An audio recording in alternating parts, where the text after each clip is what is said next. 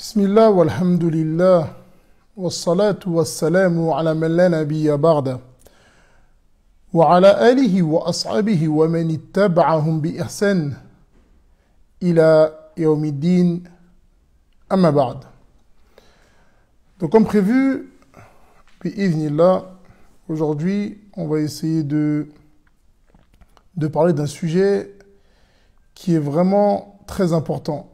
Et ce sujet-là, c'est le fait de baisser le regard et de préserver son regard. D'accord? Et il faut savoir, comme il a été dit, وَلِكُلِّ نِهَايَ بِدَايَةٍ. Donc pour toutes les fins, il y a certes eu un début. Et parmi les choses les plus importantes, encore plus à notre époque, il y a le fait de préserver son regard. D'accord?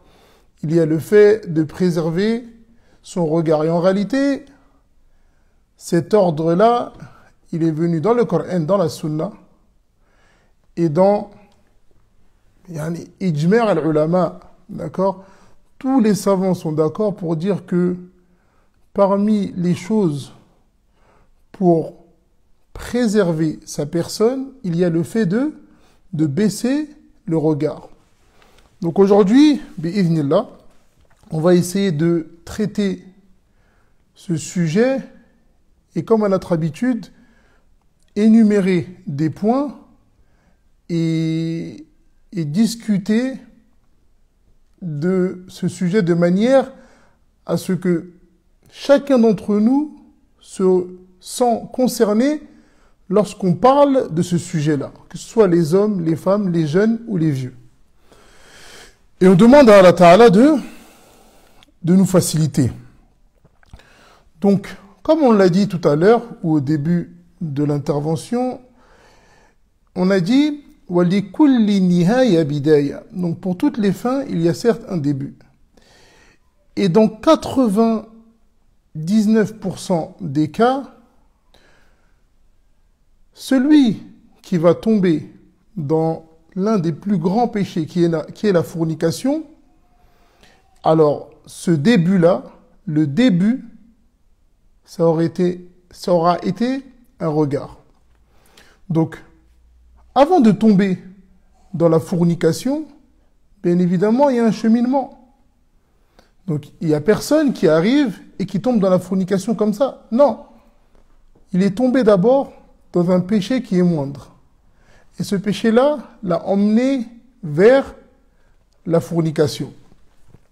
Et le prophète, alayhi salatu wassalam, nous dit, en parlant de l'œil, il nous dit, l'œil fornique et le cœur fornique.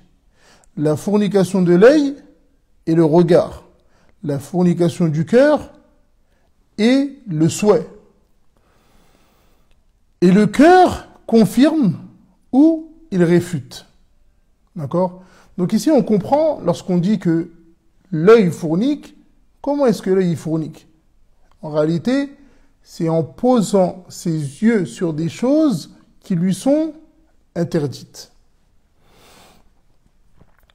Et comme on l'a dit, avant que quelqu'un tombe dans la fornication, qu'est-ce qui va se passer? Il va d'abord tomber dans la fornication du regard. Ce regard-là va l'emmener vers peut-être un sourire. Après ce sourire-là va l'emmener vers une parole. Donc la parole, elle peut être juste « Assalamu alaikum wa rahmatullahi wa barakatuh ». Vous savez que Shaitan, lorsqu'il veut faire tomber les gens dans l'innovation ou les faire tomber dans un péché, il patiente. Non, il marche avec vous, doucement, doucement. Car il est possible qu'il ne va pas réussir à vous faire tomber dans tel péché. Donc, qu'est-ce qu'il va faire? Il va vous faire tomber dans un péché moindre. Pour pouvoir vous emmener jusqu'à ce dernier péché qui est son objectif. D'accord? Donc, on a dit, il y a eu le regard. Après le regard, qu'est-ce qu'il y a eu? Il y a eu le sourire. Après le sourire, qu'est-ce qu'il y a eu? Il y a eu la parole. Après la parole, il y a eu le dialogue. D'accord? Après le dialogue, il y a eu l'échange de numéros. Après l'échange de numéros, il y a eu les paroles privées, maintenant. D'accord? Ensuite, il y a eu la rencontre. Peut-être une fois, 2 fois, 10 fois, 15 fois. Et ensuite, on se rappelle maintenant du hadith où est-ce que le prophète, alayhi salatu wassalam, il nous dit, lorsque vous êtes 2, un homme et une femme, ils sont isolés, le troisième, c'est Shaitan. Donc il a réussi à vous faire vous isoler. Non, mais c'est pour qu'on apprenne à se connaître, pour qu'on puisse se marier, pour que. Et après ça, une fois que vous êtes 2 et que Shaitan est le troisième, il vous a insufflé, il vous a poussé jusqu'au moment où est-ce que vous êtes tombé dans ce grand péché. Et on demande à Allah Ta'ala de tous nous préserver et de nous écarter de ce grand péché. Tout ça pour dire que cette finalité-là, d'accord, le fait d'être tombé dans la fornication, elle a eu un début. Et c'est ce début-là que nous, on veut couper à la racine. Et parmi les règles qu'on a dans notre religion, on a Saddu Dhara'i'a. Et ça, c'est une règle que chaque musulman doit connaître, maîtriser et mettre en pratique. Comment est-ce qu'on va la traduire? On va la traduire, c'est le fait de bloquer tout moyen permettant à parvenir à un acte, à une mauvaise chose. Saddu Dhara'i'a. C'est une règle que chaque musulman doit connaître et mettre en pratique. Wal wasa'il laha ahkam al-maqasid. C'est-à-dire que une chose qui emmène à un interdit, cette chose-là devient interdite. C'est pour ça qu'on dit que le fait de baisser le regard. Pourquoi? Parce que ce regard-là va nous amener, ou risque de nous emmener à quelque chose de plus grave, à un interdit. Donc, dès le départ, on coupe. De la même manière que le fait de parler avec les femmes, de la même manière le fait de serrer la main à des femmes. Tout ça, c'est quelque chose qui va nous emmener vers un mal. Donc qu'est-ce qu'on fait? À la racine, on découpe. Combien de personnes disent non, c'est juste une amie, non, c'est juste une collègue, non, c'est juste... Et au final, ils tombent dans des choses... Non, pourquoi? Parce que tu n'as pas respecté ta religion. Pourquoi? Parce que toi, tu pensais que tu étais plus savant que le prophète, alayhi salatu wassalam, ou plus pieux que le prophète, alayhi salatu wassalam. Lorsque Aïcha, radiallahu anha, nous dit, le prophète, alayhi salatu wassalam, n'a jamais touché la main d'une femme. Et ici, c'est qui les femmes? Ici, c'est les femmes qui lui sont étrangères. Il n'a jamais touché la main d'une femme.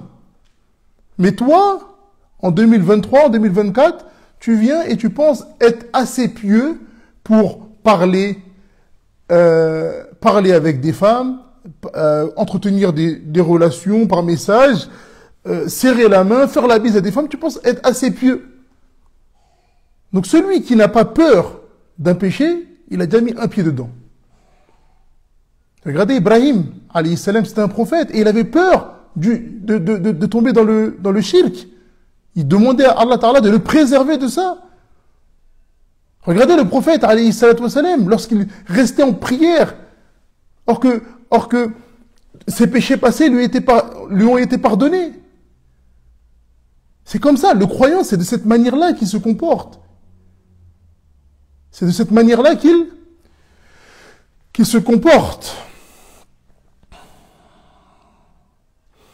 Donc, après avoir cité l'interdiction, d'accord? Il est bien de citer quelles sont les choses qui nous permettent de baisser le regard. Taïb, quelles sont les choses qui nous permettent de baisser le regard?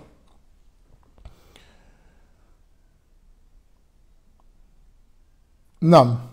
Alors, il faut savoir que les choses qui nous permettent de baisser le regard se découpent en 2 catégories. En 2 catégories. La première catégorie, c'est des choses qui sont en lien avec notre propre personne. Et la deuxième catégorie, c'est des choses qui sont en lien avec, entre guillemets, les autres. Alors, Parmi les choses qui sont en lien avec notre propre personne, on a le fait de se rappeler constamment qu'Allah Ta'ala nous voit. Parmi les choses qui nous permettent de baisser le regard, on a le fait de se rappeler constamment qu'Allah Ta'ala nous voit. Comme c'est venu dans le hadith, أن تعبد الله كأنك تراه فإن لم تكن تراه فإنه يراك. D'accord?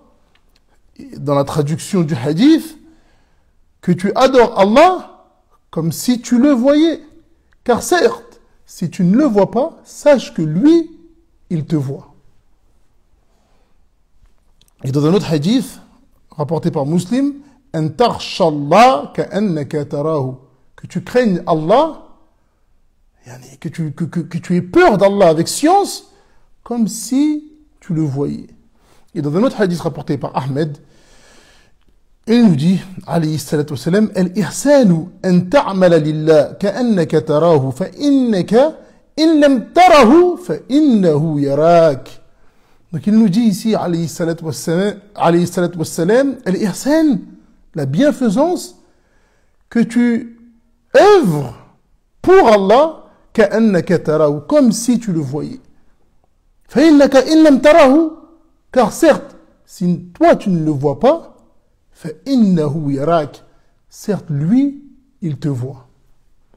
Et en réalité, celui qui met ça en pratique, il va s'écarter de beaucoup de péchés.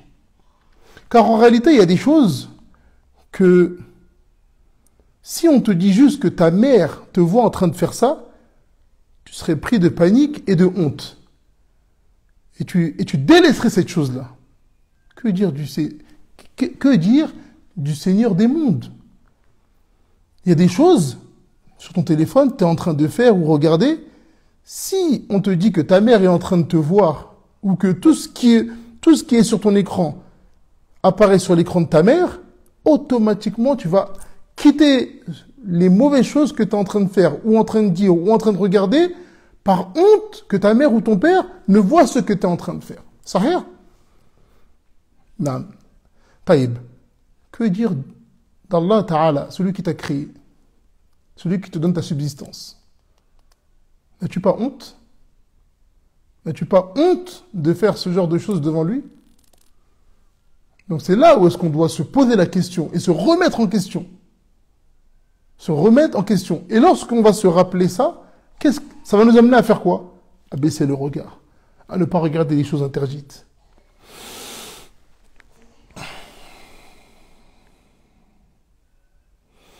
Et le prophète alayhi salam nous dit, إِذَا لَمْ تَسْتَحِي فَاسْنَعْ مَا شِئْتَ.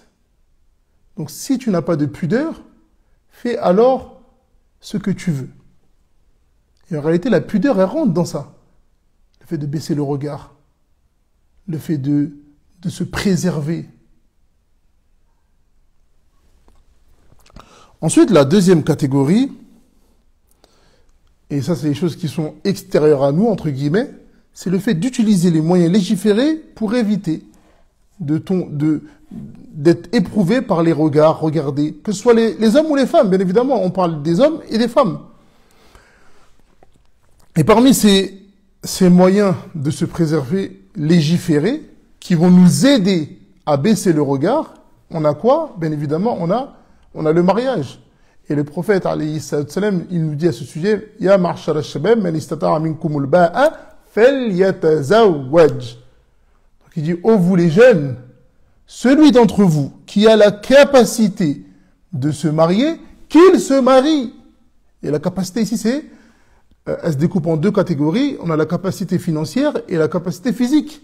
D'accord? Et ça, on va pas rentrer dans les explications maintenant, mais al-muhim, al-ba'a ici, c'est la capacité financière, assumer une famille, ou la capacité physique, ne pas être malade et ne pas avoir une maladie qui nous empêche de se marier. D'accord? Et ensuite, à la fin du hadith, qu'est-ce qu'il nous dit? فَإِنَّهُ أَغَدُّ لِلْبَصَرِ وَأَحْسَنُ لِلْفَرَجِ. Donc il nous dit, alayhi salam, car certes, ça va nous aider à préserver nos regards et préserver nos sexes. Non. Le fait de se marier, ça fait que l'envie que tu as, tu vas la mettre dans le halal.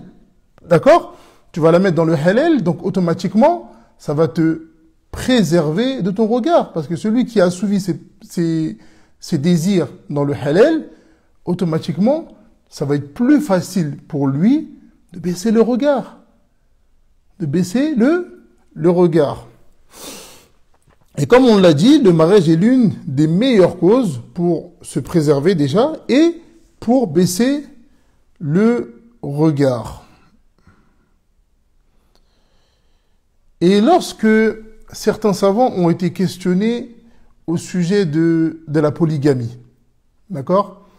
Ils ont été questionnés, pourquoi est-ce que les hommes pieux sont souvent attirés par la polygamie?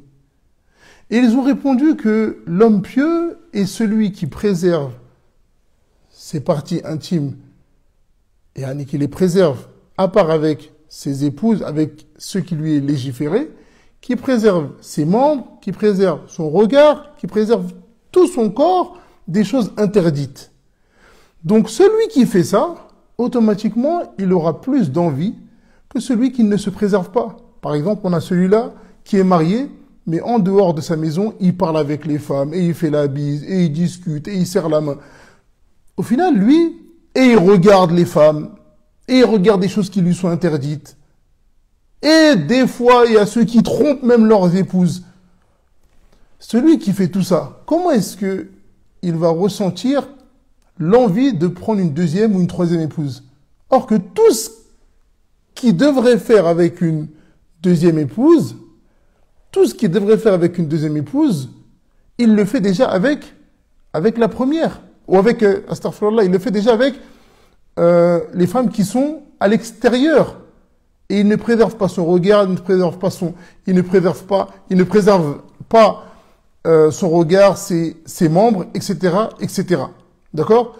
Donc, c'est pour cette raison-là que la polygamie, elle est souvent, ceux qui sont le plus attirés par la polygamie, ça va souvent être les personnes, entre guillemets, pieuses. D'accord? Attendez, excusez-moi.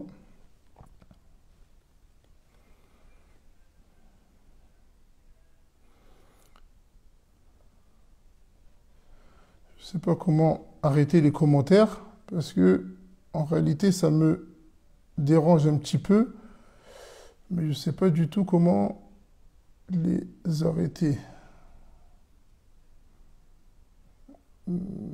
Et après, je vais réouvrir les commentaires, Inch'Allah, à la fin du cours. Bi'idhnillah, pour ceux qui ont des questions, Inch'Allah. Vous inquiétez pas. Inch'Allah, on va réouvrir les commentaires à la fin du cours, Inch'Allah, pour ceux qui ont des questions pertinentes, Inch'Allah, et on essaiera d'y répondre. Non. Donc, la deuxième chose, parmi les choses qui nous facilitent à préserver notre regard, d'accord, on a dit en premier le mariage, et en deuxième, pour les hommes, la polygamie, d'accord? Pour celui qui est marié et qui est toujours tenté par les femmes ou les regards, etc. D'accord? Taïb.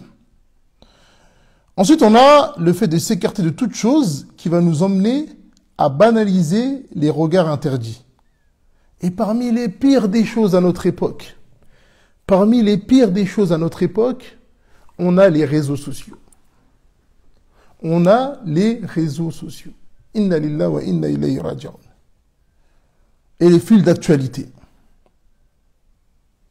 Non. C'est devenu quelque chose de banal, parce que lorsqu'on dit qu'on doit baisser le regard, on parle dehors, mais aussi sur les réseaux sociaux.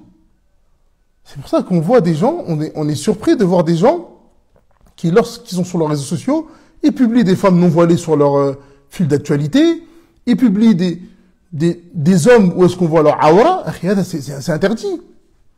C'est quelque chose d'interdit. Donc, d'où l'importance de préserver ses yeux, que ce soit à l'extérieur ou sur les réseaux sociaux. Celui qui est en capacité de ne pas avoir Instagram, de ne pas avoir Snap, de ne pas avoir, Wallah, qu'il délaisse. Et il n'aura pas perdu grand-chose. Wallah, il n'aura pas perdu grand-chose. Celui qui est en capacité de délaisser les réseaux, qu'il les délaisse. Et on le dit avec toute la force. Il n'y a aucun doute. Celui qui est sincère, il sait que sans les réseaux, son cœur va être beaucoup plus propre. Vous pouvez me dire ce qu'on voulait, oui, mais. Lorsqu'on rentre sur les réseaux sociaux, c'est un faouda. D'accord? Et ici, j'ai envie d'en profiter pour faire une parenthèse qui, à mon avis, qui est très très importante. Et on demande à Allah Ta'ala de nous faciliter. N'hésitez pas à partager. À partager pour faire profiter un maximum de personnes. D'accord? N'hésitez pas et on demande à Allah Ta'ala de nous faciliter. Taïb. Parmi les choses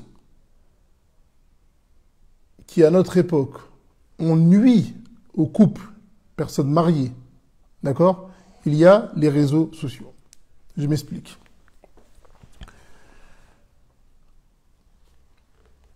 On ne baisse pas notre regard, que ce soit les sœurs ou les frères.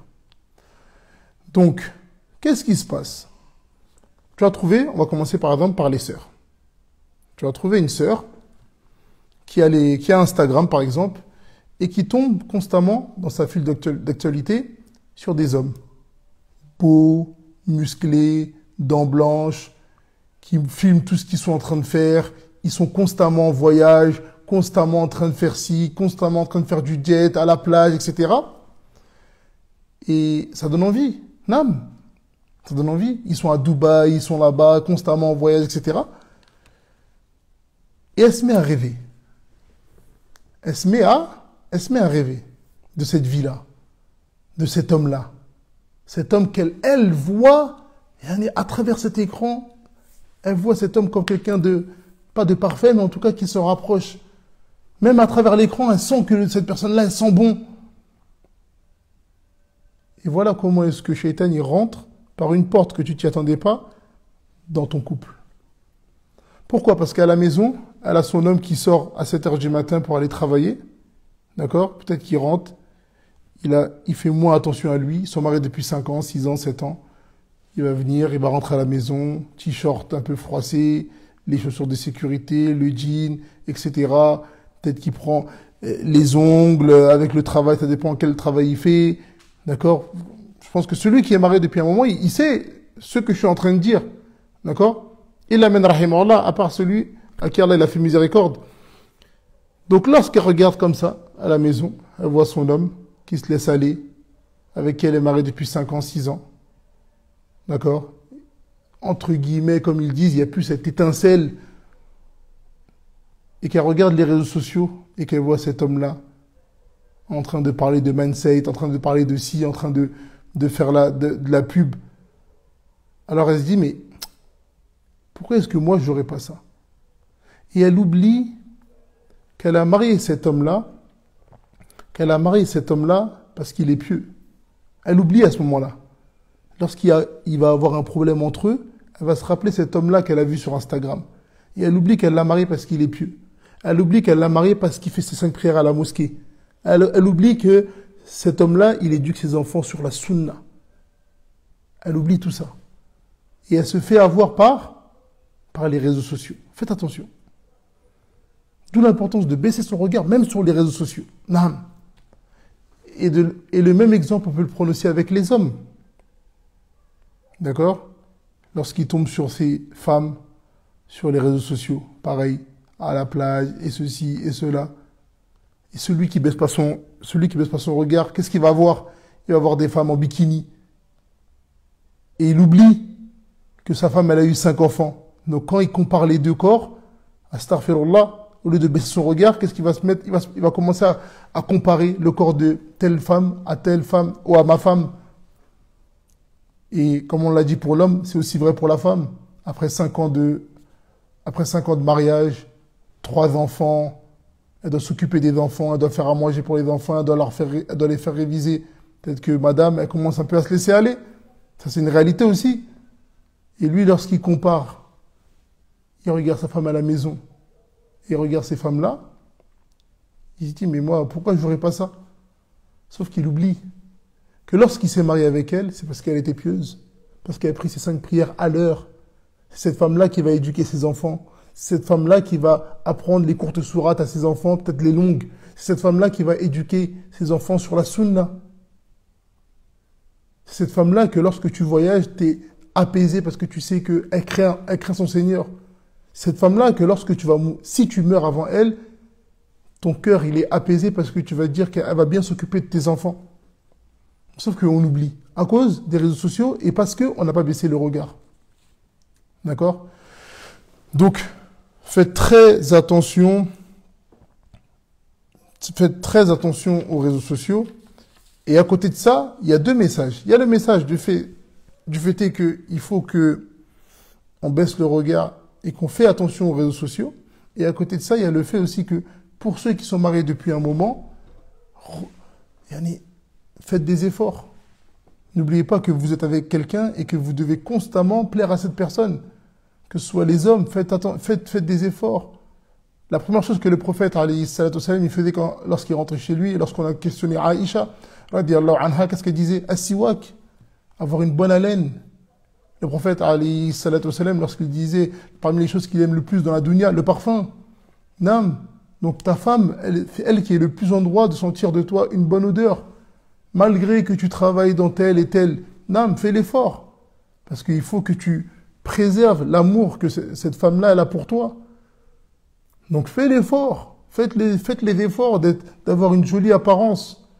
D'avoir une bonne odeur, que cette femme-là, elle soit constamment contente d'être avec cet homme-là. D'accord? Et lorsqu'elle vous compare aux gens d'Internet, elle a... En plus, mon homme, moi, il est pieux et il prend soin de lui. Faites du sport, faites des choses. C'est pas interdit. Au contraire, le fait d'être en forme, c'est une bonne chose. Donc ça, et pareil pour les femmes aussi. Faites des efforts. C'est pas parce qu'aujourd'hui vous portez le gilbeb que tout votre corps il est caché que vous devez plus prendre soin de vous dehors. Et des femmes qui passent des heures devant le miroir pour sortir dehors. Et votre mari, il est confronté à ça. Donc au moins, lorsqu'il rentre à la maison, il est apaisé. Ah, il y a tout ça dehors, j'ai baissé les yeux, je rentre à la maison, ma femme, elle m'attend, je rentre à 19h, à 20h, ma femme m'attend, la maison elle est propre, ça sent bon, elle s'est fait belle. Après, on ne dit pas de vous faire comme si vous allez en fête chaque jour, non, mais un minimum. D'accord? Faites-vous belle. Votre mari, il rentre, il a l'habitude de vous trouver belle, avec de jolis habits, pas son t-shirt qu'il a laissé à la maison, vous le portez pour aller faire le ménage, et quand il rentre, c'est la même qui retrouve. Non, il faut faire des efforts. Et ça rentre dans la préservation du couple. Wallah, ça rentre dans la préservation de votre couple. Et ça, je pense que les personnes qui sont mariées depuis 2, 3, 4 ans, ce que je dis, ça rentre dans votre oreille et vous le comprenez. D'accord? Je pense que ça, c'est une chose qui est claire. Et pour les hommes, faites attention encore plus. Les hommes, faites encore plus attention. Aujourd'hui, on a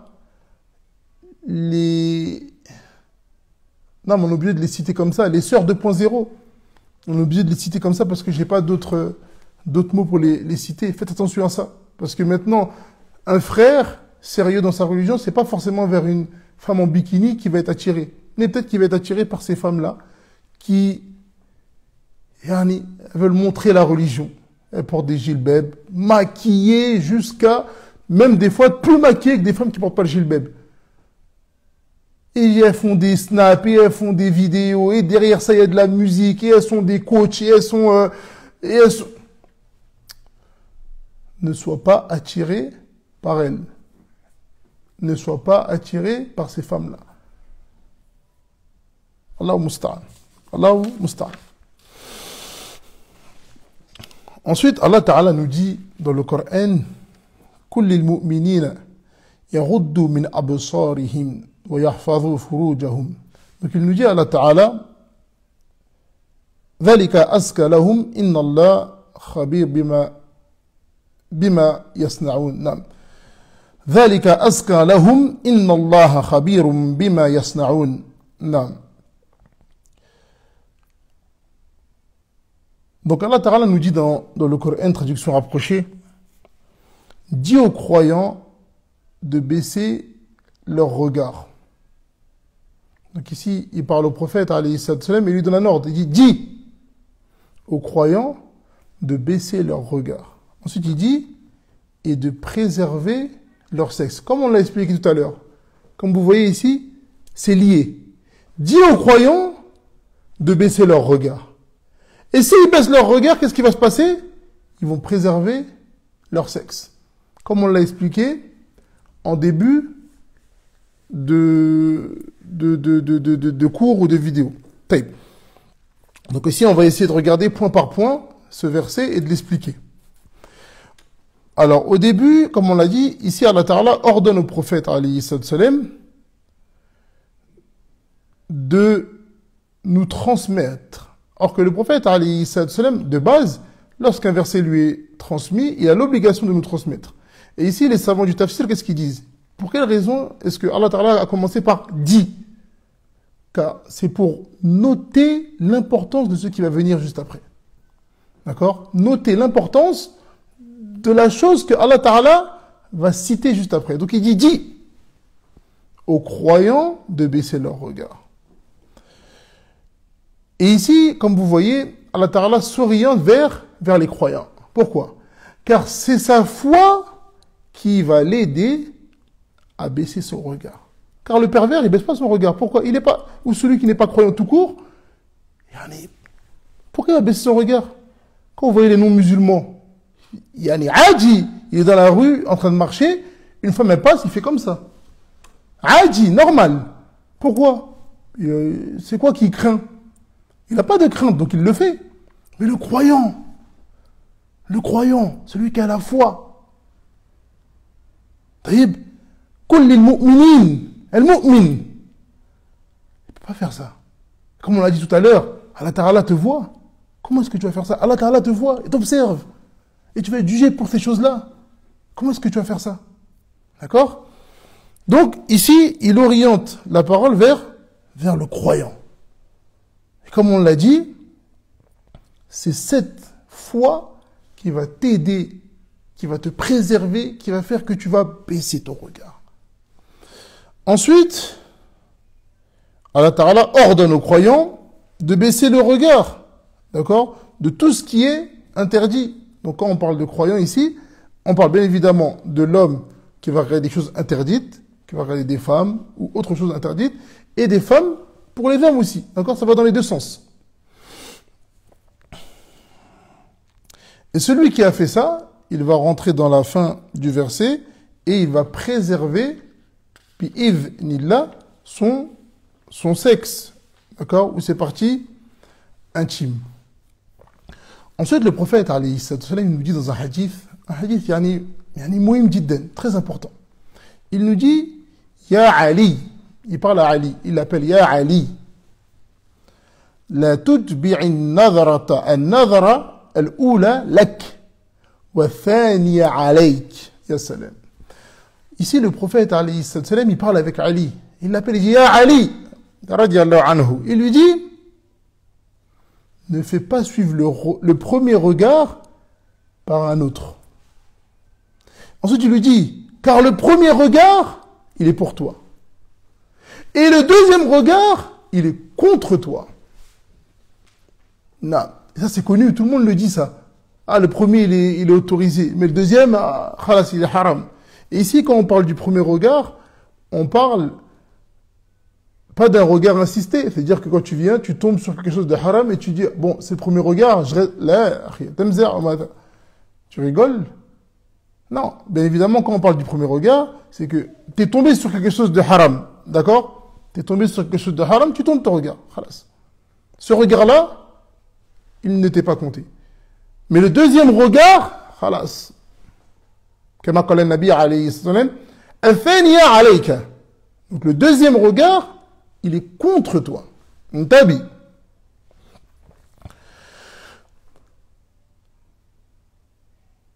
Nam. Et après, on a un autre hadith.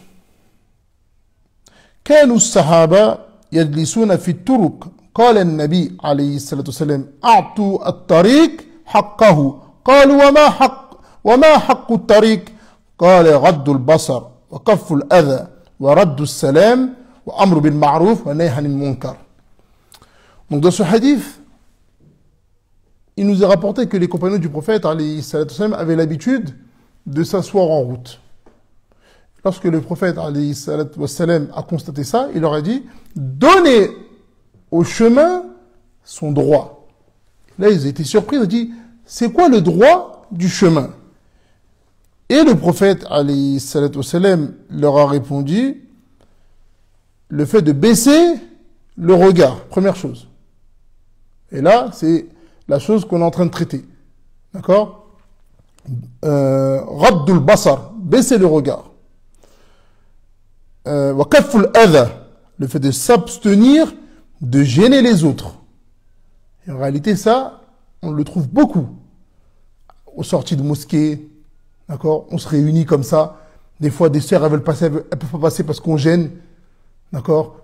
Peu importe l'endroit. Il faut pas que tu sois en train de gêner. Des fois, on va s'arrêter à un endroit en train de discuter avec quelqu'un et on est en train de couper le passage. Donc là, tu rentres dans le hadith. D'accord? Donc constamment, il faut faire attention. Ne gêne pas les autres. Que ce soit dans le bâtiment, que ce soit dans un escalier, que ce soit... Ne gêne pas les gens. Tu dois pas être une cause que les gens ont du mal à passer ou doivent dévier ou doivent... Non. Mets-toi dans un endroit, ne gêne pas les gens. D'accord? Donc, raddul basar. Wa kaful adha. Wa raddus salam. D'accord? Le fait de répondre au salam. Ça, pareil aussi. Des fois, tu passes le salam à quelqu'un. Il t'a entendu, il te répond pas. D'accord? Ici, le prophète, alayhi salam, il nous dit que ça, c'est parmi les droits du chemin. Réponds au salam. On dit salam wa alaykoum, réponds wa alaykoum salam wa rahmatullahi wa barakatuh, et les gens, ils notent pour toi. Et tu prends des bonnes actions et t'as pas fait grand chose. Qui te dit que c'est peut-être ce salam que t'as rendu qui te fait rentrer au paradis? Ne négligez rien. Wallah, ne négligez rien. On ne doit rien négliger. Wa amru bil ma'ruf wa nahyu anil munkar. Et le fait d'ordonner le bien et d'interdire le mal ou de blâmer le mal. Et ça, pareil. Il y a beaucoup de choses que on néglige et on ne devrait pas négliger ces choses-là. Appeler au bien. Appeler les gens vers la mosquée. Appeler les gens au tawhid. Appeler les gens avec nos capacités. Chacun d'entre nous doit faire la da'wah. Mais il y a des gens, par exemple, qui n'ont pas étudié, ils doivent faire la da'wah avec leurs proches. Ils doivent faire la da'wah avec leurs voisins. Ils doivent appeler les gens à aller à la mosquée. Ils doivent appeler les gens à délaisser les péchés. Mais si tout le monde se tait, tout le monde dit moi c'est pas mon problème, non, c'est ton problème. Parce que amru bil ma'ruf, c'est pour tout le monde.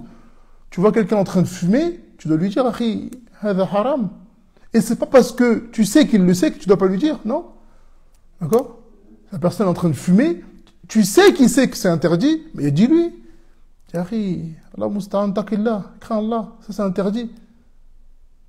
Voilà, taqtulu anfusakum. Allah Ta'ala dit dans le Coran, et ne tuez pas vos propres personnes.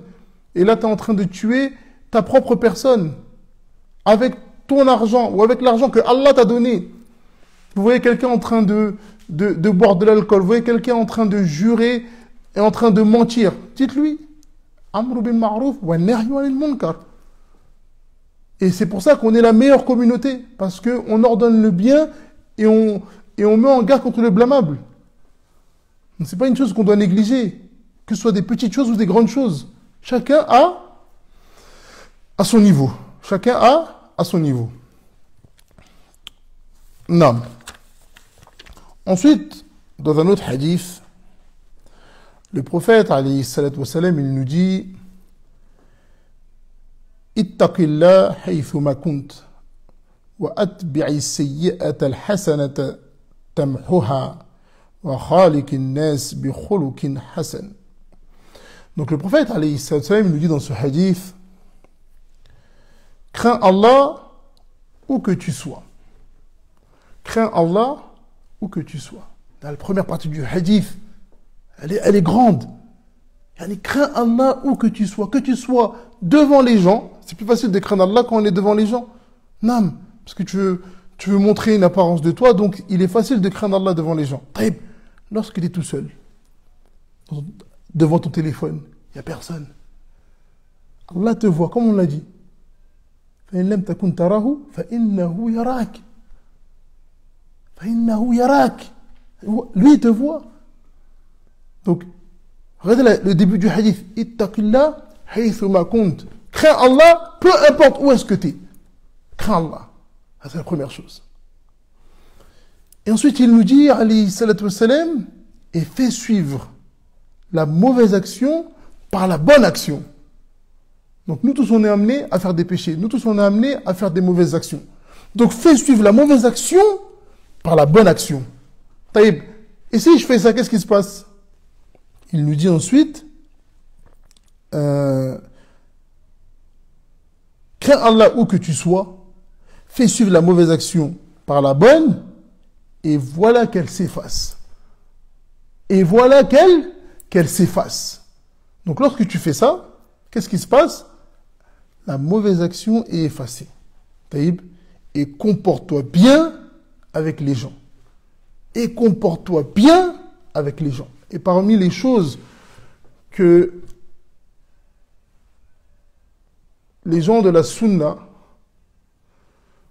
où est-ce qu'on a eu beaucoup de manquements ces dernières années, et qu'on essaye de corriger, et qu'on doit corriger, c'est le comportement. Que ce soit le comportement avec les gens, à la mosquée, dehors. Les gens, ils voient les gens de la Sunna comme des personnes méchantes. Parce qu'on a mélangé entre, par exemple, le fait de boycotter les innovateurs, le fait d'être dur avec les innovateurs, ou le fait d'être dur avec les gens qui font des péchés, au point où est-ce qu'on a mélangé ça avec le comportement. Donc lorsqu'on parle des gens de la Sunna, il y a beaucoup de gens qui nous voient comme des personnes dures. Or que c'est pas ça, la base. Parce que le prophète, alayhi salatu wassalam, il était quelqu'un de doux. Il appelait de la meilleure des manières. D'accord? Donc, le bon comportement, et c'est souvent ça que les gens de l'innovation, ils répètent.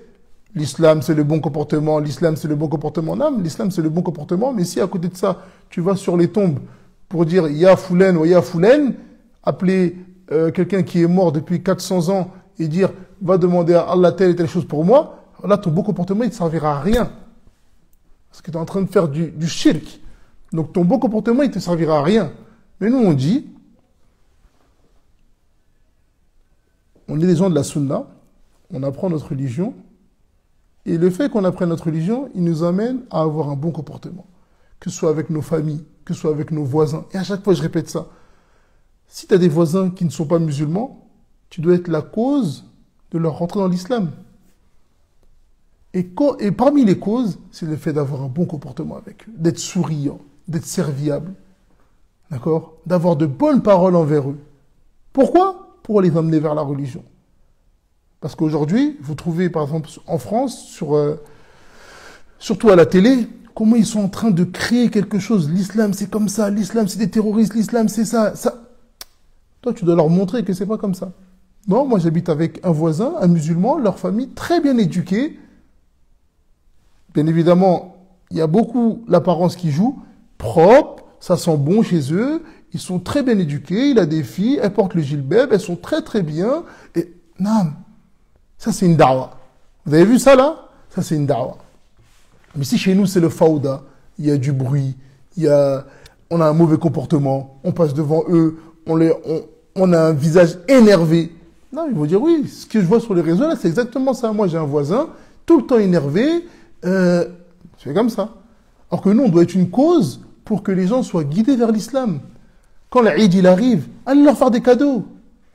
Faites-leur des cadeaux, offrez-leur des choses. Si ça peut être une cause pour la guider, faites-le. La religion, c'est pour tout le monde. La religion, c'est pas pour toi, t'es né musulman et tu restes comme ça. Non, appelle les gens à l'islam. Appelle les gens à l'islam. Si tu es sûr que cette religion-là, c'est la vérité, tu dois tout mettre en œuvre pour que ces personnes-là se convertissent. Et pareil pour vos parents qui sont non musulmans. Vous devez tout faire pour que vos parents rentrent dans l'islam. Et parmi les choses, les causes, c'est d'avoir un bon comportement avec eux. D'accord? C'est le fait d'avoir un bon comportement avec eux, d'être serviable, de les aider, de leur montrer que vous vous êtes convertis à l'islam et que vous êtes toujours une bonne personne, que vous avez un bon comportement, vous êtes souriant, vous les aidez. C'est ça. D'accord? Regardez l'exemple de Omar ibn al-Khattab, radiyallahu anhu. Qu'est-ce qu'il a dit? Il a dit au prophète, alayhi salam, t'étais la personne que je détestais le plus. T'étais la personne que je détestais le plus. Et maintenant, t'es la personne que j'aime le plus. Regardez l'exemple. Donc, ne pensez pas que telle ou telle personne, c'est impossible qu'elle va se convertir. Là, voilà, on a vu des gens se convertir. Si quelques jours avant ou quelques mois avant, on disait cette personne-là, elle va mourir musulmane, tu étais prêt à jurer que lui, c'est impossible qu'il va se convertir. Taïb. Mais la guidée, elle est entre les mains d'Allah. Allah Ta'ala dit dans le Coran, innaka la tahdi man ahbabt, walakin Allah yahdi man yasha. D'accord? Il a dit à son prophète, alayhi salam, certes, tu ne guides pas qui tu aimes ou qui tu veux. Mais en réalité, c'est Allah qui guide. Donc, on demande à Allah Ta'ala de nous faciliter, de nous guider vers le droit chemin. On va réouvrir, bi'idhnillah, les commentaires. S'il y a des choses profitables, Inch'Allah, on va y répondre, ou sinon on va rester là.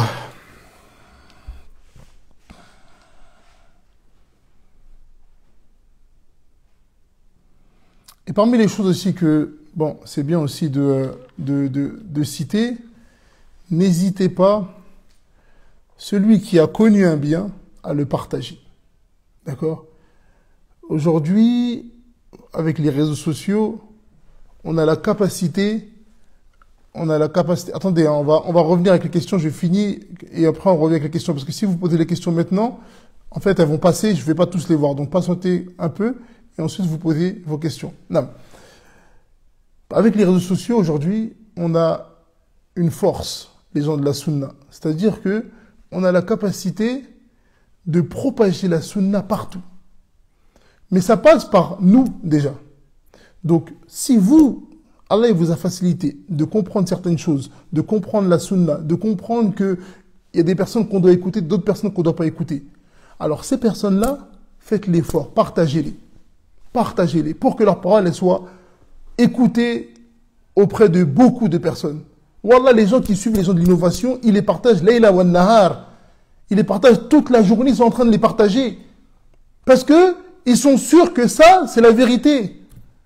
Ils sont sûrs que ça, c'est la vérité. Donc, ils les partagent. C'est comme ça que vous voyez certains imams en France, ils sont arrivés à des nombres de personnes qui les suivent. Pourquoi? Parce que ils sont partagés, repartagés. Dans tous les réseaux, ils les partagent. Avec amour. Et nous, on est hésitants. Nous, on les suit. Voilà, vous savez que tel frère, il est sérieux, il a étudié. Mais vous le partagez pas, donc ça fait que, son angle de travail, il est réduit. Et comme on a dit, celui qui veut il veut le bien pour lui, il veut le bien pour les autres. Donc, il partage les gens de la sunna. Il y a beaucoup de frères étudiants en sciences, d'accord? Partagez-les. Partagez-les dans vos pages, partagez-les auprès de votre famille, etc., etc., pour que le bien, il se propage. Aujourd'hui, alhamdoulilah, il y a beaucoup d'étudiants en sciences. Partagez les étudiants en sciences. Partagez les étudiants en sciences. Facilitez, vous allez leur faciliter. Et ceux qui ont des capacités pour aider les étudiants en sciences, que ce soit avec des montages vidéo, que ce soit avec des PDF, que ce soit avec plein de choses, contactez les frères, contactez-les en privé, proposez-leur des choses, d'accord? Mais il faut qu'on soit une personne. Vous savez qu'on ne peut pas faire la da'wa seul, d'accord? Ceux qui ont des capacités dans l'écriture, venez proposer aux frères de leur faire des PDF. Ceux qui sont en capacité de faire des montages, allez proposer à des... Je parle pas de moi, il y a d'autres frères, il y a beaucoup de frères. D'accord? Et on demande à Allah Ta'ala de faciliter. On va regarder, Inch'Allah, les questions. Et on va voir...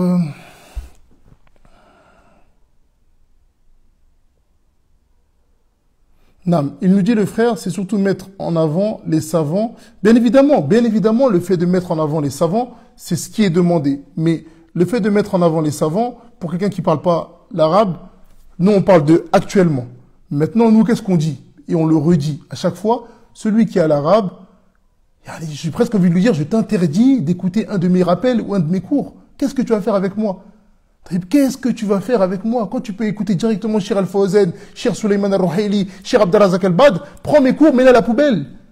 D'accord? Mais, bien évidemment, il faut qu'on parle avec les choses qui sont devant nous. Il y a des gens, malheureusement, on le sait, et vous le savez, il y en a qui vont mourir sans apprendre la langue arabe. Donc, c'est pour ça que nous, alhamdoulilah, on est parti étudier, on est encore en train d'étudier, et on essaye de faire ce lien pour que la personne ne soit pas complètement perdue. D'accord? Mais bien évidemment, celui qui a la langue arabe, ou celui qui a appris, ou celui qui a la possibilité d'apprendre la langue arabe, qu'il le fasse et qu'il délaisse nos assises. Wallah, c'est moi le premier qui vous dit, délaissez nos assises et n'écoutez rien de moi. Ne vous abonnez même pas à moi. Wallah, ne vous abonnez même pas à moi, allez écouter des savants et vous allez prendre de la vraie science. Allah musta'an, qu'Allah nous facilite.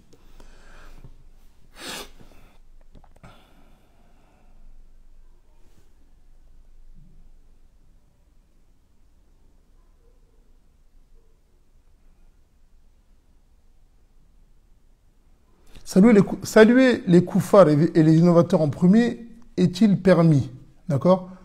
La base, non. La base, c'est que c'est eux qui te passent le salam. D'accord? Ou c'est eux qui vont te saluer. Les koufars, c'est eux qui vont te saluer. D'accord? Maintenant, lorsque c'est pour une cause en lien avec la da'wa, etc., le jugement, il diverge, d'accord? Si tu vas, par exemple, pour aller appeler quelqu'un à la da'wa, ou appeler quelqu'un à l'islam, d'accord? À ce moment-là, il n'y a pas de mal que tu viennes et que tu commences et que tu l'appelles à l'islam. Non.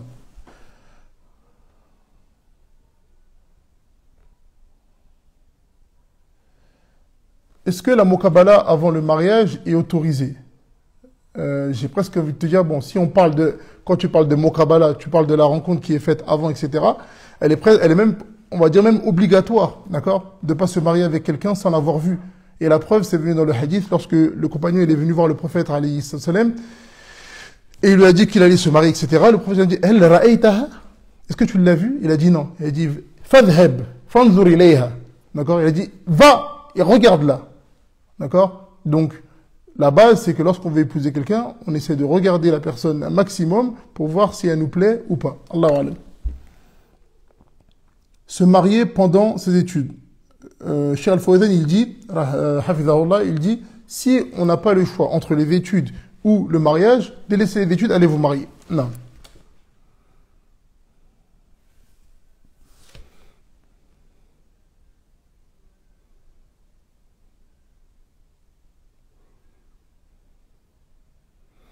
Quel est le jugement pour la femme de regarder des cours de prédicateurs ou de savants via Internet doit-elle baisser le regard? À la base déjà, même la vidéo, d'accord, min haythul asl, la vidéo, parmi les savants qui l'ont légiféré pour les cours, d'accord? Pourquoi? Parce que bien évidemment c'est plus simple de suivre des cours d'une personne qu'on voit. Si la sœur, elle a cette facilité à suivre les cours, d'accord, sans qu'elle ait besoin de regarder la personne, qu'elle le fasse, walhamdulillah. Si maintenant, elle trouve plus d'ishtiyad, elle trouve plus de facilité à regarder, d'accord, et qu'elle n'a pas de fitna en le faisant, à ce moment-là, elle peut le regarder et il n'y aura pas de mal. Mais si elle a la capacité de ne pas regarder, d'accord, qu'elle ne regarde pas et qu'elle écoute seulement le cours, elle prend les fawaïd, elle écoute, elle écrit et elle les met en pratique. Et on demande à Allah Ta'ala de faciliter.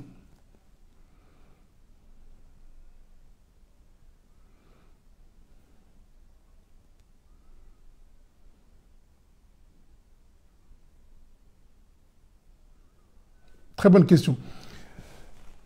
J'aimerais savoir comment faire pour être au juste milieu entre les cours à la mosquée chaque jour et les cours sur les réseaux sociaux. J'arrive pas à m'en sortir. Akhi, barakallahu fik.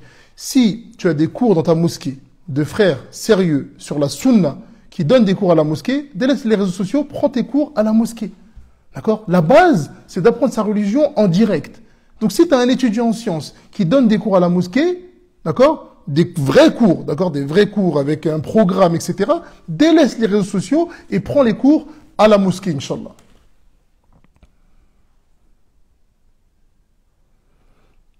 Comment augmenter sa foi pour pouvoir baisser le regard constamment? Beaucoup d'invocations, faire les causes, beaucoup d'invocations. Et dans le cours, justement, c'est ça que on a expliqué. Allahu a'lam.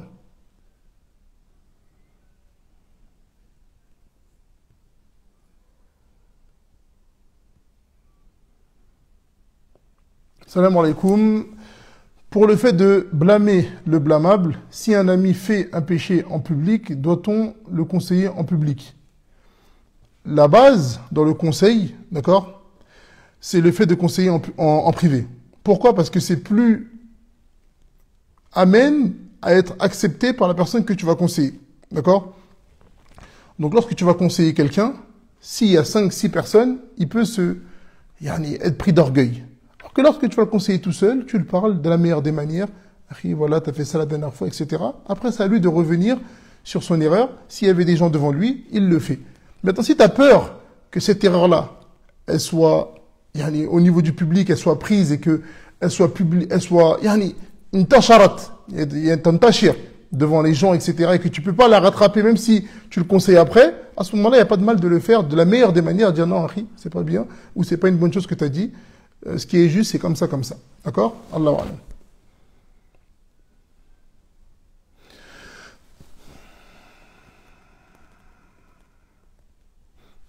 Peut-on découvrir sa aura pour faire une échographie? Non, si c'est une chose que tu as besoin, d'accord? C'est une chose que tu as besoin et que tu n'as pas le choix, tu le fais, là, il n'y a pas de souci. Juste ce que tu as besoin. Non.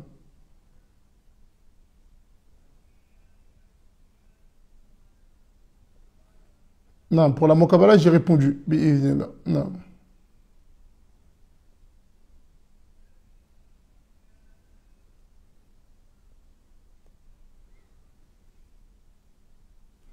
Salam alaikum. Vous avez dit qu'il est préférable de supprimer les réseaux sociaux. Cependant, sur Insta, il y a des comptes profitables, etc., etc. Taïb. Ce qu'on dit, celui qui a la capacité d'apprendre sa religion, comme le frère tout à l'heure qui a dit qu'il a des cours à la mosquée, etc. D'accord? Des cours continus à la mosquée. Celui qui a ça, qui délaisse les réseaux sociaux. Parce que vous savez que dans notre religion, on doit constamment regarder al-maslaha ou al-mafsada. D'accord? Ça, c'est une base. On doit regarder le bien que ça ramène cette chose-là et le mal. Et on les pèse. S'il ramène plus de mal, on délaisse. S'il ramène plus de bien, on garde. Exemple, les téléphones. Les téléphones, à la base, on regarde. Il y a du mal et du bien. Est-ce que ça ramène plus de mal que de bien? C'est comme ça qu'on fait. Pareil, la télé. La télé. Est-ce que ça ramène plus de mal que de bien?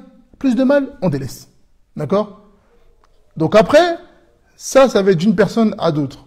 Il y a certaines personnes, ils sont sur les réseaux sociaux, mais Allahumma barik, ils arrivent à se préserver totalement. Ils ne regardent pas les fils d'actualité, ils vont vraiment compte à compte, ils font ce qu'ils ont à faire, ils ressortent. Lui, tu lui dis, taïb tafaddal. Et d'autres, ils n'arrivent pas. Donc quand tu n'arrives pas, qu'est-ce que tu fais? Comme on l'a dit tout à l'heure, saddu dhara'i'a. D'accord? Donc on coupe à la racine. Allahu A'lam.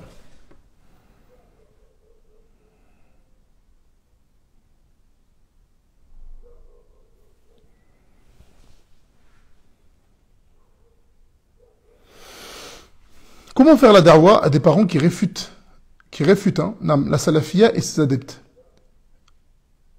Pour que tu comprennes, t'es pas obligé de crier salafi, salafi, salafi pour être un salafi.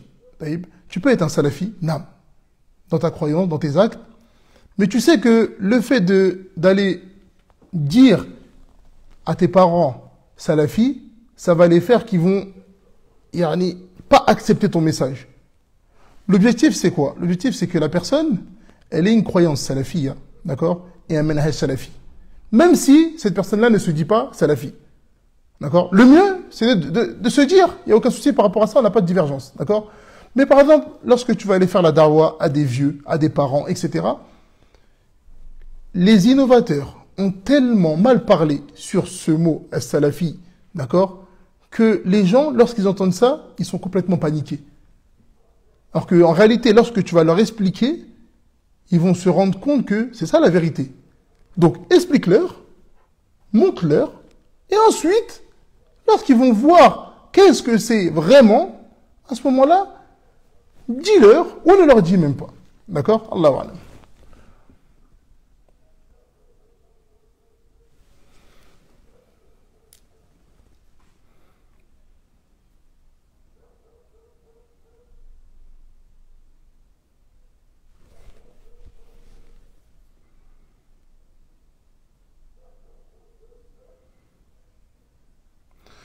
Je suis dans une famille de désobéissance ou désobéissante.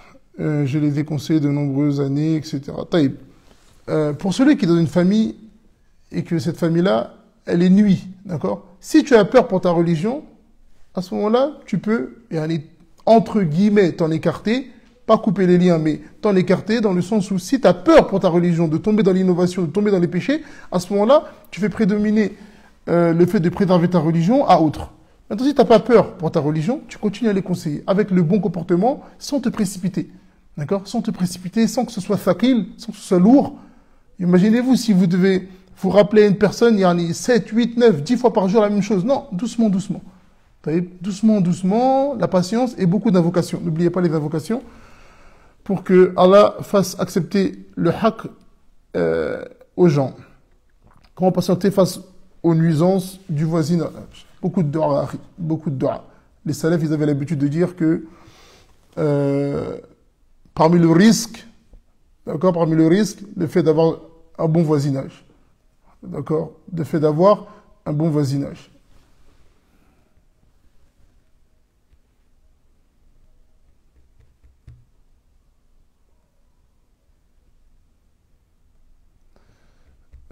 Salam alaikum. Quelles sont les démarches conseillées pour se marier? Bien évidemment, ne pas parler avec la femme directement, ne pas rentrer en contact avec elle, et passer, ce qui est connu aujourd'hui, la plupart, le chemin le plus simple, c'est si tu connais un frère qui est marié, lui, il va parler avec sa femme et sa femme elle peut connaître d'autres sœurs ou des sœurs qui connaissent des sœurs, etc., etc. D'accord? C'est ce qui est le plus simple à notre époque et beaucoup invoquer. N'oubliez pas les invocations. D'accord? N'oubliez pas les invocations. Des fois, on oublie. Des fois, on vient, on fait les causes, mais on oublie que la première chose, c'est les invocations. Si Allah a décidé que tu dois te marier demain, tu dois te marier demain. Multipliez les invocations, multipliez les bonnes actions, et puis Allah, il va vous faciliter, ne vous inquiétez pas. Pourquoi le tawhid n'est pas forcément enseigné en France?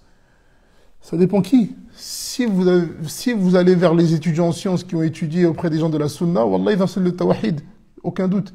Mais si vous allez chez les gens qui sont concentrés seulement à avoir plus de likes, ou concentrés à avoir beaucoup de monde autour d'eux, et qui parlent juste pour dire l'alcool c'est interdit, la cigarette c'est interdit, les gars des cités faites comme ça, faites comme ci, non, eux, ils vont pas parler de tawhid, parce que le tawhid c'est faqil, le tawhid c'est lourd. Le tawhid, c'est pas quelque chose qui est facile. Lorsqu'on fait des cours sur le mariage, on fait des cours sur ceci. Non, il y a du monde qui vient. Mais lorsque tu fais des cours sur le tawhid, l'unicité, le shirk, le koufr, c'est plus compliqué. D'accord? Mais c'est à ça que les prophètes, c'est pour cette raison-là que les prophètes ils ont été envoyés, et c'est à ça qu'ils ont appelé leur communauté. D'accord? Donc celui qui a étudié chez les savants, qui a étudié, qui a appris au pied des savants, il connaît l'importance du tawhid. Si tu veux, appelle au tawhid, appelle à rien d'autre, mais appelle au tawhid. D'accord? Comme le prophète, alayhi salam, il a dit, celui qui rencontre Allah sans lui avoir associé quoi que ce soit, rentre au paradis. Prends ce hadith-là et vois c'est quoi la chose à laquelle on doit appeler et ne pas torpiller par rapport à ça. Salam alaikum, il y a une bulle à question aussi.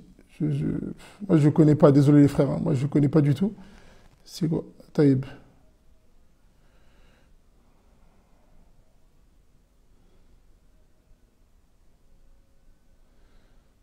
Sur une question à propos de...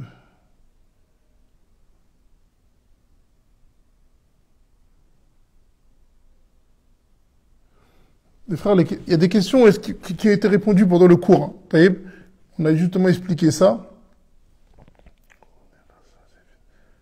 Ah, Nam, il y a une chose aussi qu'on a oublié de citer qui est très importante. Parmi les choses aussi qui vont nous préserver et qui vont nous faciliter à baisser le regard, il y a le fait de jeûner.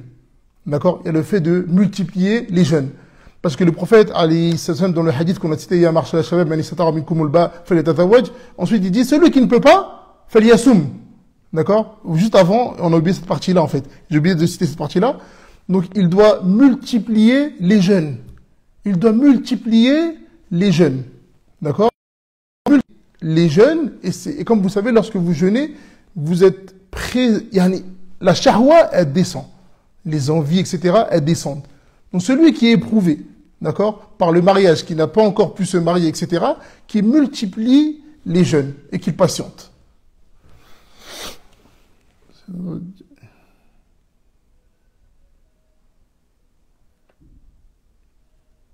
C'est pour savoir si un dialysé est exempté de la hijra, car la dialyse coûte cher. Allahu a'lam akhi. Essaie de demander à autre ou à un savant. Non.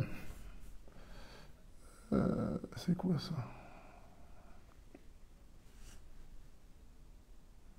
Les anachides à notre époque, ils sont haram. Non. À notre époque, j'ai bien précisé. Les anachides à notre époque, 99,5%, ils sont haram. Non.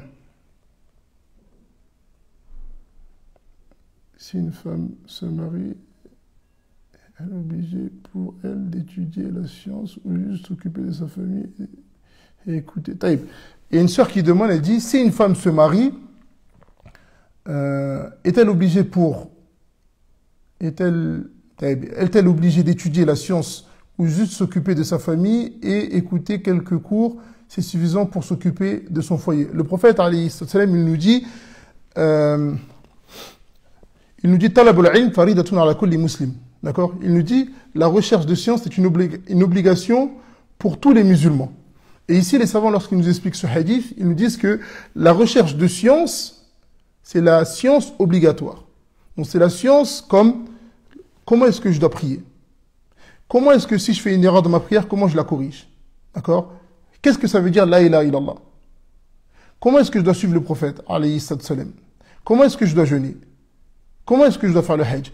Comment est-ce que je dois payer la zakat? Ça, c'est des choses que chaque musulman doit connaître. Pourquoi? Parce que on est amené à les faire. On est amené à prier 5 fois par jour. On est amené à jeûner 1 fois par an. D'accord? Donc, toutes ces choses-là, on doit les maîtriser. La femme, elle a des obligations. Elle doit connaître ses obligations pour ne pas tomber dans le péché. D'accord? Elle doit connaître ses obligations, elle doit connaître ses droits. Donc ça, c'est des choses qu'elle doit connaître. En dehors de ça, si elle veut étudier, alhamdulillah, elle est étudiée en profondeur. Si elle ne veut pas étudier, qu'elle s'occupe de sa famille avec science, elle n'a aucun souci, Inch'Allah. Allahu a'lam. Si je regarde en famille auprès des hommes et femmes qui ne sont pas mahram, c'est beaucoup trop banalisé aujourd'hui. Non, sahih. Ça, c'est des choses aussi qui... c'est beaucoup les urf. Donc, ça, c'est beaucoup les traditions. C'est-à-dire qu'on ne baisse plus le regard, par exemple, avec l'homme ne baisse pas le regard devant la femme de son frère, par exemple. Et l'inverse. La femme ne baisse pas le regard devant le mari de sa sœur. D'accord? Et ça, c'est des choses qui sont banalisées, c'est vrai. Il faut faire attention. Le prophète, alayhi salam, qu'est-ce qu'il dit? Il dit, le beau-frère, c'est la mort. Le beau-frère, c'est la mort. Faites attention, il faut faire attention. D'accord? Parce que il a cette proximité qui fait qu'il est dangereux. Et on banalise, et le fait qu'on banalise, ça devient dangereux. C'est pour ça que le prophète, alayhi salam, il nous dit, le beau-frère, c'est la mort. Faites attention à ça. Non. Une femme musulmane a-t-elle le droit de passer le salam à un homme musulman? La base, c'est qu'elle ne passe pas le salam. D'accord? La base, c'est qu'elle ne passe pas le salam. Non. Mais si elle passe le salam, l'homme, il doit lui répondre. Non.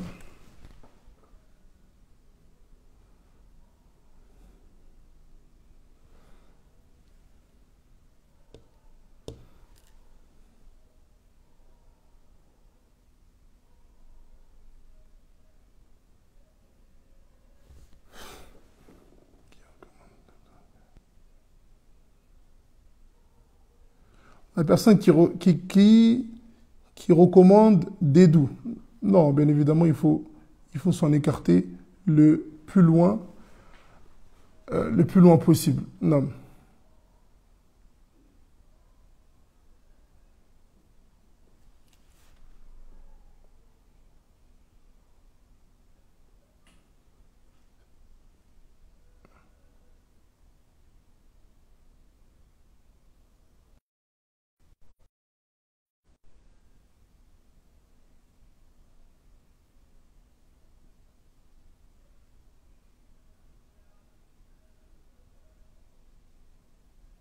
Attendez, excusez-moi. Taïb, on va prendre encore quelques questions, Inch'Allah, et puis après on va en rester là. Mais Inch'Allah, cette semaine, on va essayer de faire plusieurs lives, bi'idhnillah, si comment dire, s'il y a du monde et qu'il y a des personnes qui veulent profiter, on va essayer de faire plusieurs lives, Inch'Allah. Taïb, on continue, on prend encore deux, trois questions, et puis après on arrête là. Je suis dans une famille d'adolescents, j'ai conseillé de nombreuses années, sans résultat, à tel point qu'il essaie. Taïb, on a répondu à ça.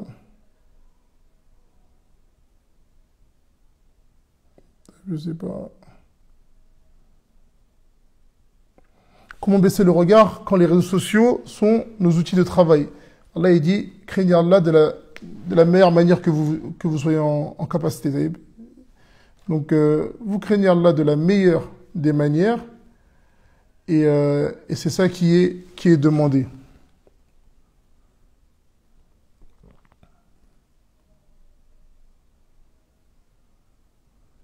La femme peut-elle voyager à la Umrah ou le Hajj sans mahram avec un groupe de femmes? Ceci est interdit ou au minimum déconseillé. Allahu alam.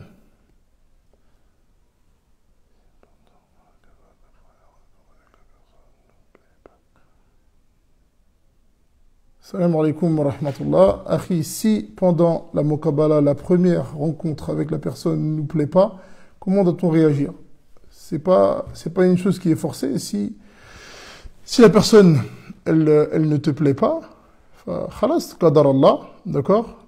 Tu coupes,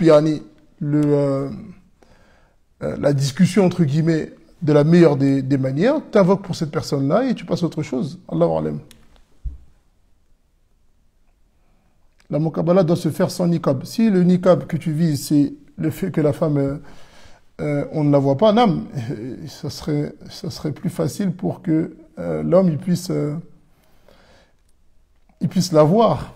Sahih.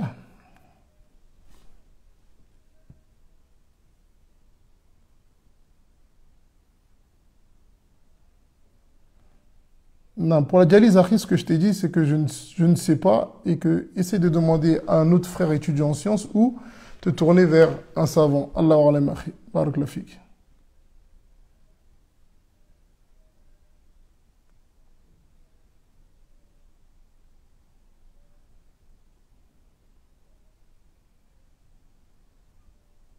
Des conseils pour rester ferme dans l'apprentissage de la science, beaucoup invoquer. Allah, beaucoup invoquer Allah parce que c'est Allah qui facilite le fait de rester assidu dans la science. Allah, c'est Allah qui facilite. Donc beaucoup, beaucoup invoquer. Allah wa alam.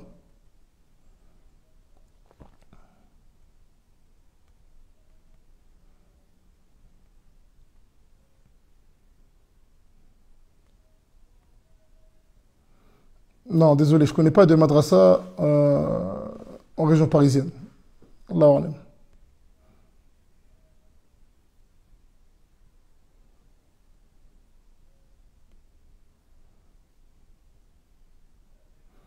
Est-ce que je peux regarder ma prof dans les yeux lorsqu'elle explique quelque chose? Est-ce que le fait que tu la regardes dans les yeux, ça va t'aider à comprendre la chose qu'elle est en train de t'expliquer? Je ne pense pas, tu vois. Donc, si ça t'aide pas et qu'il n'y a aucun mal, tu baisses le regard comme les autres femmes, d'accord? Tu baisses le regard et t'écoutes le cours et qu'Allah te facilite la hijra le plus rapidement possible.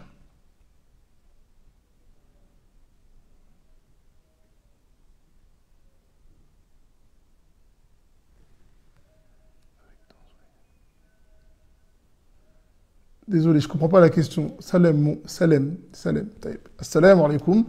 Mon prof coranique et un homme marié ont fait cours avec danse où il y a plusieurs femmes dans l'islam, c'est légal?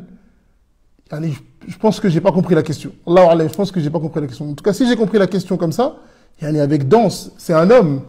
Déjà, yani, une femme, elle a rien à faire avec un homme, d'accord? Même si c'est les cours de Coran, elle a rien à faire avec un homme, surtout lorsqu'il y a des femmes qui peuvent donner des cours de Coran. Et danse, si c'est danse que moi je connais, yani haram al haram, d'accord? Yani, yani, yani Allah alam.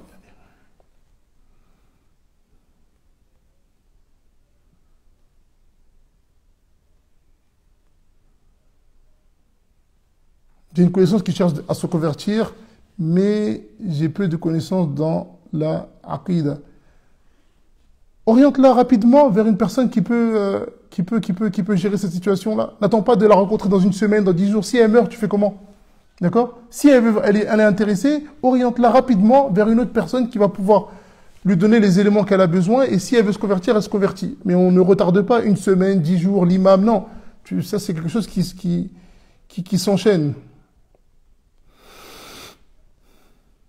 Peux-tu nous donner un programme régulier afin d'acquérir la science religieuse? Toute personne, elle est différente en réalité. D'accord? Il y a celui qui a déjà l'arabe, donc il y a celui qui doit apprendre l'arabe.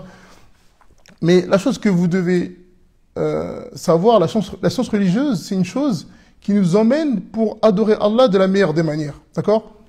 Donc en attendant d'apprendre cette science religieuse-là, il n'est pas normal qu'un musulman, il passe une journée sans lire le Coran, par exemple. D'accord? Avant de penser à la science religieuse, regarde ta situation avec ton Coran. Le Coran, voilà, il est là. Tu ne dois pas passer une journée sans avoir lu ne serait-ce qu'une page. D'accord?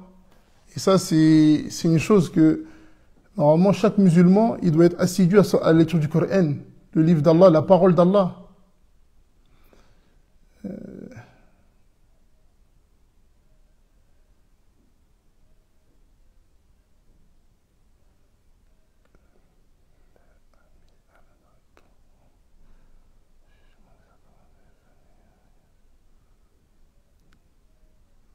Le jugement des abonnements téléphoniques avec des frais lors des retards de paiement, s'il vous plaît.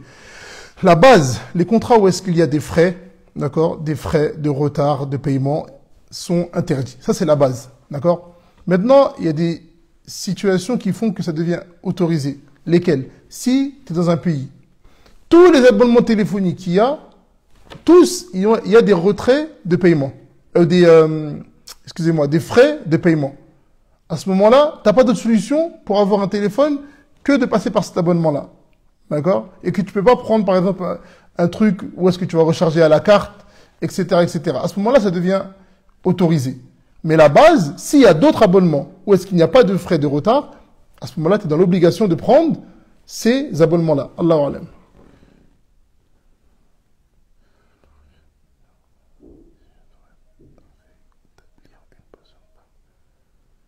Je veux devenir kinésithérapeute, cela me reviendrait-il haram si je dois rétablir une patiente femme? Non, surtout s'il y a des kinés femmes, à ce moment-là, tu n'as rien à faire avec une femme. Non.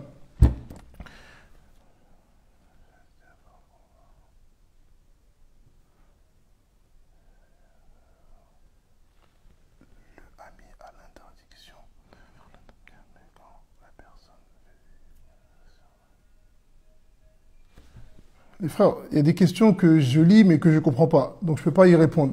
Essayez d'être clair dans votre question.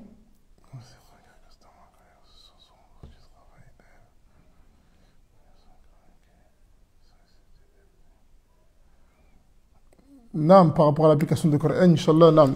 Allahu alam. Après, s'il y a des personnes de la Sunna, le mieux c'est d'aller chez les gens de la Sunna, mais s'il n'y a que ça, vous pouvez l'utiliser, Inch'Allah. La sœur nous demande dans quel cas le mariage nous est obligatoire. Si on a la capacité physique et financière, ça c'est pour l'homme. Si on a la capacité physique pour la femme, d'accord? Et en plus de ça, on craint pour sa personne, c'est-à-dire on est dans la fitna, on est tenté, etc. À ce moment-là, c'est une obligation. Allahu alam.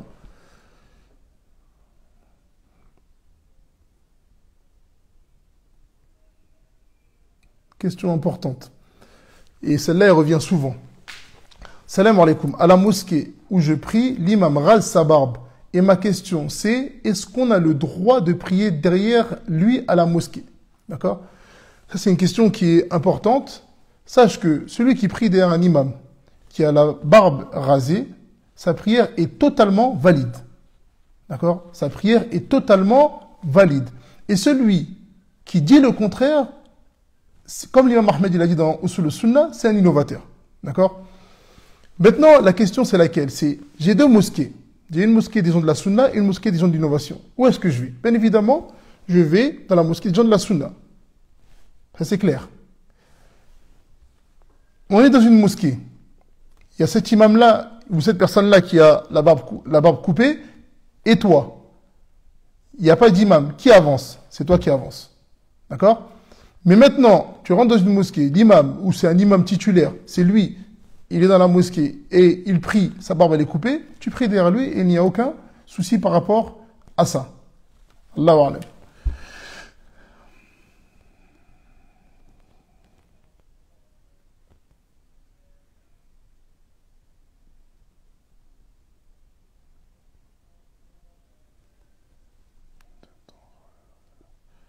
Combien de temps faut-il aller en Arabie Saoudite pour apprendre la langue arabe? Ça, c'est nisbi. C'est-à-dire d'une personne à une autre, ça diverge. D'une personne à une autre, ça diverge. D'accord? Mais ce qui est connu pour avoir des bases, un minimum dans l'arabe, il faut au moins 1 an et demi. D'accord? Il y a un bon rythme.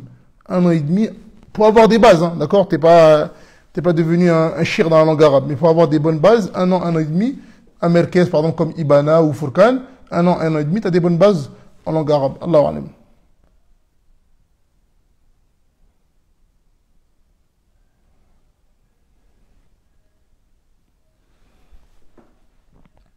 Salam alaikum wa rahmatullah. Qu'est-ce qu'un salafi?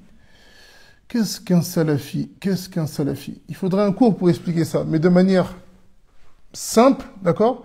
Le salafi, c'est celui qui suit les compagnons du prophète, alayhi salatu wassalam, pour faire simple, d'accord? Et pourquoi est-ce qu'on a l'obligation de suivre les compagnons du prophète, alayhi salatu wassalam? La réponse, elle est simple. On va prendre un exemple dans la dunya. On a un professeur qui a des élèves qui sont restés avec lui 10, 15, 20 ans. Ce professeur-là est décédé, d'accord? Il y a des livres de ce professeur-là, on lit dedans, et il y a des choses qu'on ne comprend pas. Si on veut les comprendre, vers qui on va revenir? Est-ce que vous allez revenir vers une personne qui n'a même pas connu le professeur, ou vous allez revenir vers l'un de ses élèves qui va être plus amène de vous expliquer quelle est la bonne compréhension dans le livre de son professeur? Vous comprenez? Pourquoi? Parce que lui, il a vécu avec le professeur. Peut-être que lui, cette phrase-là, le professeur, il lui a expliqué. Non, ce qui est voulu ici, c'est comme ça, comme ça, comme ça. Donc, qu'est-ce qu'on dit? On dit, on suit le Coran et la Sunna. En fait, ça, pratiquement tous les musulmans, ils suivent le Coran et la Sunna. Sauf certains, égarés. Mais sinon, la base, tous les musulmans, ils suivent le Coran et la Sunna. Là, on n'a pas de problème. Sauf que lorsqu'on dit tout, ou tous, il y a aussi les Khawarij, ceux qui tuent des gens, ceux qui se font exploser, ceux qui vont tuer des gens en France, en Belgique, ils sont dedans, dans tous. D'accord? Ils suivent le Coran et la Sunna. Donc, c'est quoi le problème ici? Pourquoi est-ce que moi, je suis le Coran et la Sunna et je mets en garde contre celui qui se fait exploser et eux, ils se font exploser en disant qu'ils suivent le Coran et la Sunna? La différence ici, elle est où? La compréhension. Il y a ceux qui ont compris comme eux, ils voulaient ou comme leurs gourous ont voulu. Et il y a ceux qui ont compris comme les compagnons du prophète, alayhi salatu wassalam. Et ceux qui ont compris de cette manière-là, ils savent qu'ils ne doivent pas aller se faire exploser. Et ils savent que ça fait partie des grands péchés.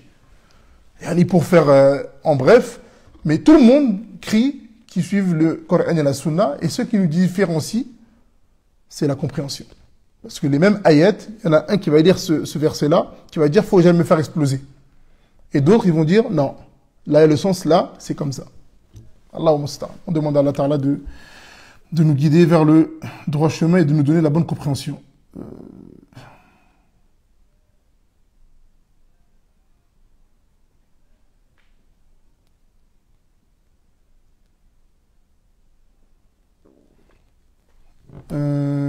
Quel conseil pouvez-vous donner à des frères et sœurs qui sont toujours dans les débats religieux sans science sur TikTok? On va leur dire de craindre Allah et de délaisser les débats. La base dans les débats, c'est l'interdiction. D'accord? Comme l'imam Ahmed, il l'a cité dans Usul al-Sunnah. D'accord? Dans Usul al-Sunnah, il nous dit que la base dans les débats, c'est l'interdiction.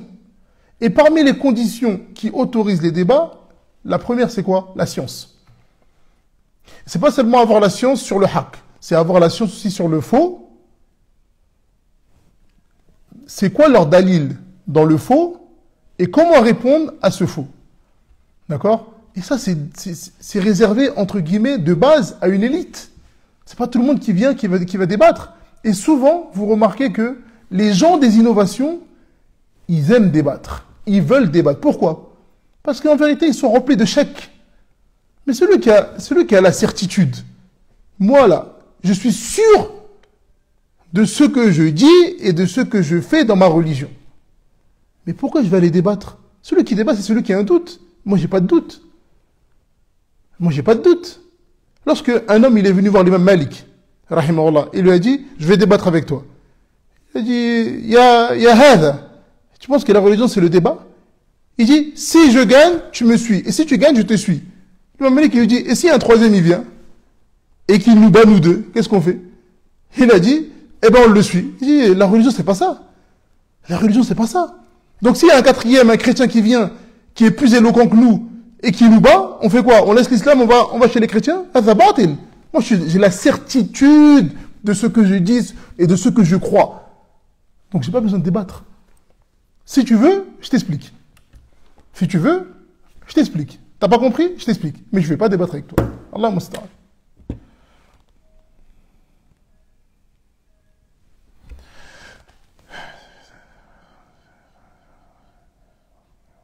Pareil, on a répondu ça, Inch'Allah.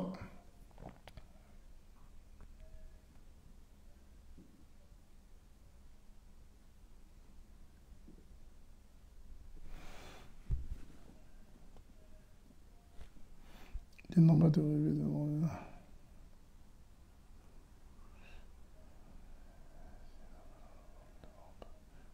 Bonne question. Salam alaikum. Si notre prétendante ne porte pas le voile, mais que la Mokabala se passe bien, peut-on quand même se marier avec elle? Je ne sais pas comment est-ce que tu es parti faire une Mokabala avec une sœur qui ne porte pas le voile. Et toutes nos sœurs qui ne portent pas le voile, Wallah, moi je fais dua pour vous pour que Allah vous facilite le fait de porter le voile. Mais déjà de base, si tu vas te marier avec une sœur qui ne porte pas le voile, c'est problématique. D'accord? C'est-à-dire, non, nous on n'est pas là pour caresser les gens dans le sens du poil. On est là pour dire la vérité. D'accord? Donc, celui qui part faire une mokabala avec une sœur qui ne porte pas le voile de base, c'est problématique déjà. D'accord? C'est problématique. Donc, qu'Allah facilite. Et on fait dua pour toutes nos sœurs. Bien évidemment, on n'est pas en train de vous poignarder. On sait que c'est une épreuve, c'est difficile. D'accord? Qu'Allah vous facilite. Qu'Allah vous donne la force, le courage, la patience. D'accord? Mais la question, elle est posée, on répond. Celui qui veut se marier, il ne va pas se marier avec une femme qui ne porte pas le voile. Non.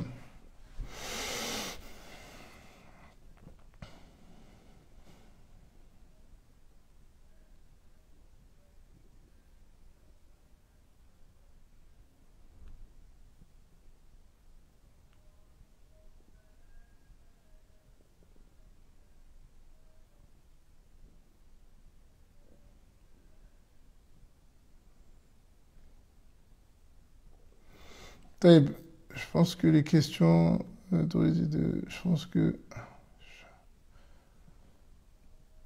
c'est un peu compliqué. Il y a beaucoup de questions, donc j'essaye de répondre un maximum, mais comme vous savez, je ne pourrai pas répondre à tout, d'accord?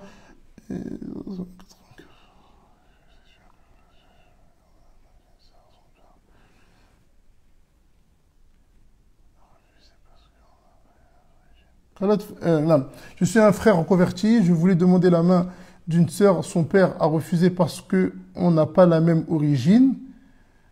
Qu'Allah te facilite, akhi. Fais dua et Allah va te remplacer ça par mieux. D'accord? Malheureusement, ça arrive à notre époque. Des gens qui sont encore dans les histoires de pays, etc. Si t'as refusé, ou son père a refusé, alhamdulillah la kulli hal, d'accord? Donc alhamdulillah, patiente et tu trouveras ce qui te correspond, d'accord? Et comme le prophète alayhi salam il a dit, la uqdira la kana, d'accord? Si ça avait été prédestiné, ça aurait été. Donc là, si ça n'a pas été, passe à autre chose, continue à invoquer Allah et tu vas trouver ce qui te correspond, Inch'Allah.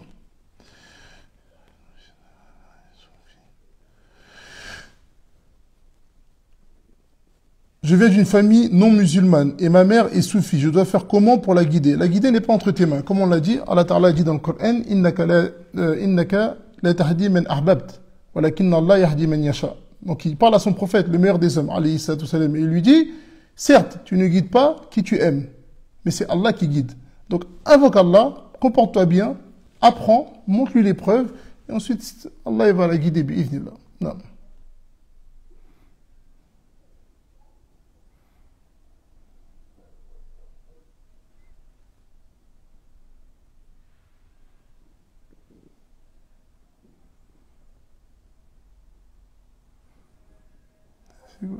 L'homme a le droit de se masturber pour éviter la fornication. La masturbation est totalement haram dans notre religion. D'accord? Est totalement haram. Et les savants qui ont parlé de lorsqu'il a peur de tomber dans la fornication, c'est pas il a même pas il a même pas quelqu'un avec qui forniquer et qu'il a peur. Non, c'est pas de ça qu'on est en train de parler, c'est que là khalas, il va tomber dans la fornication. Là, on sait il va tomber. À ce moment-là, il prend le moindre entre la fornication et la masturbation. Mais c'est pas, attends, là j'ai peur de... non, c'est pas ça. Attention. Taïb, attention.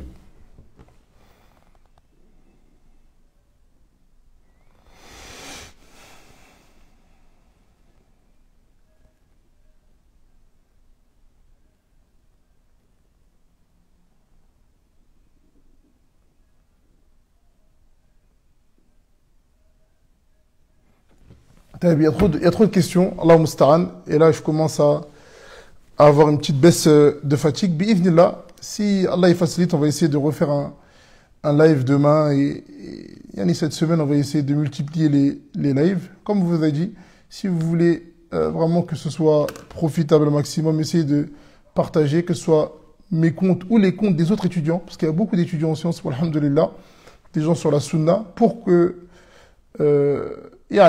on puisse, entre guillemets, combattre les gens de l'innovation de la meilleure des manières. Il nous faut de la visibilité, que ce soit nous, comme j'ai dit, ou les autres étudiants en sciences qui ont la capacité de répondre aux ambiguïtés des gens des innovations.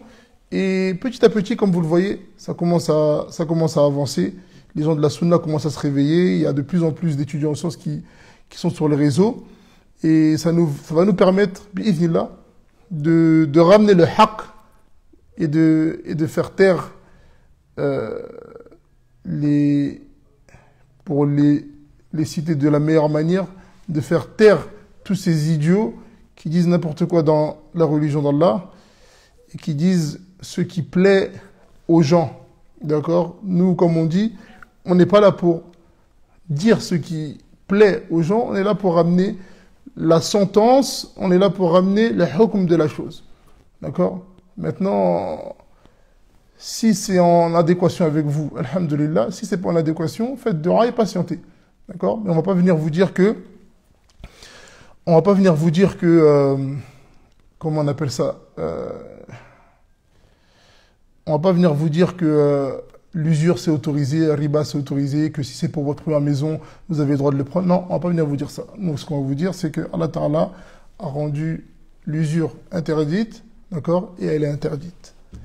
Donc on demande à Allah Ta'ala de faciliter et on demande à Allah Ta'ala de nous guider vers le droit chemin en espérant que cette petite assise, elle a été profitable.